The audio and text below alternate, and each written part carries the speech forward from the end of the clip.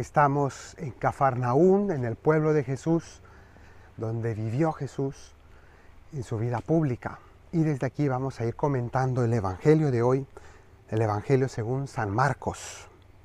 Cuando a los pocos días volvió Jesús aquí, a Cafarnaún, se supo que estaba aquí en su casa. Esta casa que ya hemos visto, la vemos hoy desde este otro ángulo, pero es esta misma que está aquí abajo. Ahí era la casa de Jesús, donde vemos estas plantas octagonales que la rodean, que las plantas de las iglesias bizantinas eran de 8 lados.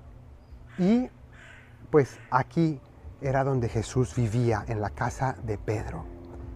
Y luego se nos dice que acudieron tantos a esta casa que no quedaba sitio ni en la puerta que está del lado de enfrente de nosotros. Entonces no quedaba sitio ni a la puerta de entrada.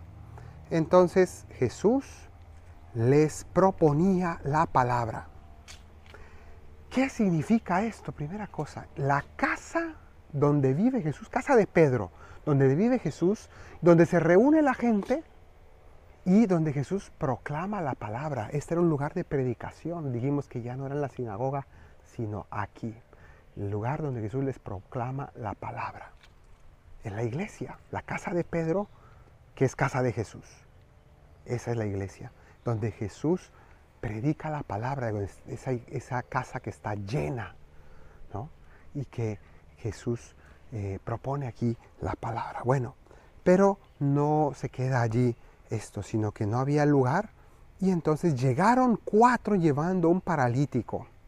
Llegaron aquí 4 personas que cargaban un paralítico, y como no podían meterlo por el gentío que había, levantaron unas tejas encima de donde estaba Jesús. Entonces vamos a hacer lo mismo, el mismo recorrido. Encima de la casa está construida esta iglesia y vamos a entrar precisamente por aquí. Subimos. Esta iglesia está construida por arriba, por encima, sea para respetar el espacio de las excavaciones y no arruinarlas. Pero aquí arriba es donde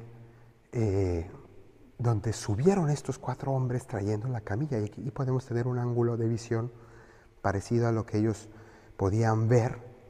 Y entonces dice que aquí encima abrieron un boquete en el techo y descolgaron la camilla con el paralítico. Desde aquí arriba descolgaron a ese paralítico, probablemente con unas cuerdas, y lo empezaron a bajar porque no podían entrar por la puerta. Ahí pueden ver la puerta que estaba tapada por tanta gente, no había acceso. Jesús predicaba aquí, todo el mundo lo oía. Entonces ellos, con mucha astucia y con muchos deseos de llegar a él, entonces descuelgan, abren un hueco en el techo y empiezan a bajar a este paralítico. Descolgaron la camilla.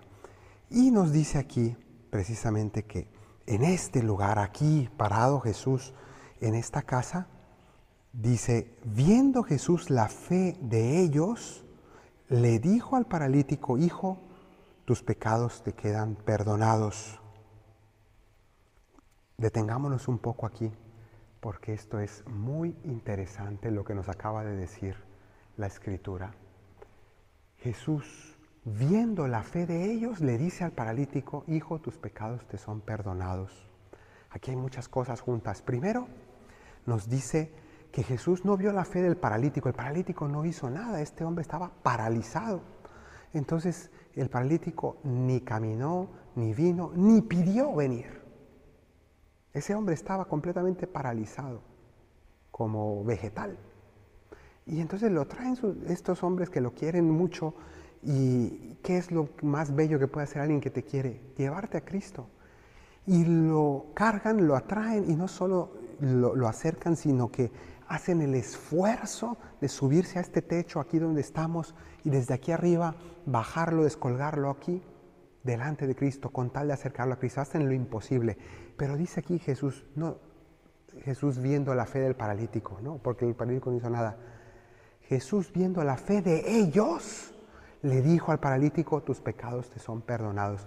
Nos está diciendo que la intercesión de unos por otros es muy valiosa. Jesús viendo tu fe puede salvar a otro.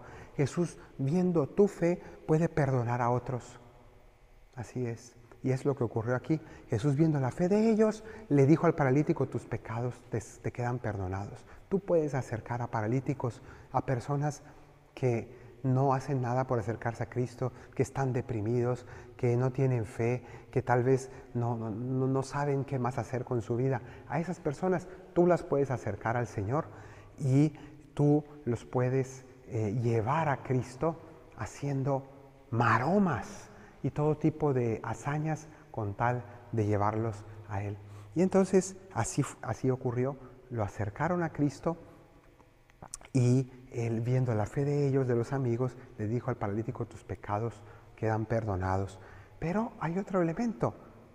Ellos buscaban la sanación del paralítico y Jesús no les dijo, quedas sanado de tu parálisis, le dijo, tus pecados quedan perdonados. Ahí nos enseña Jesús que lo más importante es la salud del alma. Y si tienes salud del alma, después vendrá también tal vez la del cuerpo, pero no es la más importante. Nosotros a veces decimos, ay, que Dios te dé salud.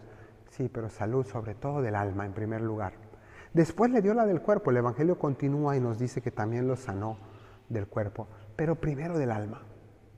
Jesús nos enseña la escala de valores, el orden de importancia.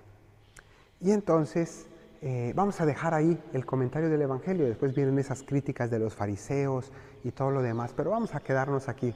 En este lugar Jesús primero sanó el alma para después sanar el cuerpo. Pidámosle al Señor que también nosotros podamos acercar a muchos y que también nosotros nos preocupemos en primer lugar por la salud de nuestra alma, para que después el Señor también nos regale la del cuerpo, que es importante pero secundaria respecto a nuestra sanación espiritual. Que el Señor te bendiga desde Sion, el que hizo cielo y tierra, en el nombre del Padre, del Hijo y del Espíritu Santo. Amén.